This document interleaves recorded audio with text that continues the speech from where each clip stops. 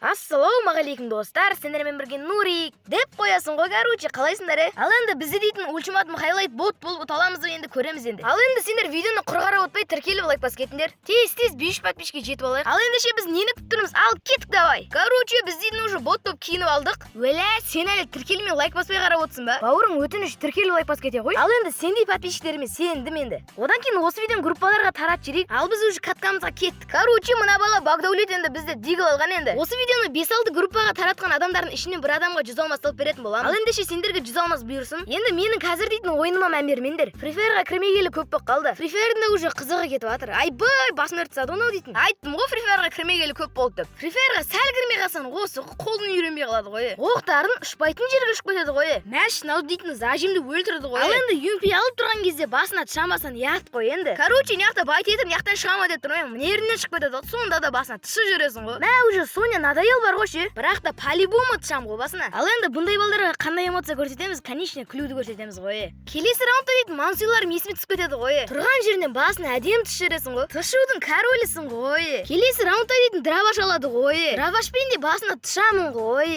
Қой құрсын, Пердебектің сөзін ұрлай бермейін енді. Өзімнің жалпы Нуриктің сөзімен жүре берейін, короче деген. Короче, неяқта басына әдемі тышып жүресің ғой. Ой, кешіріңдер, Пердебектің сөзін ұрлай бердім ғой.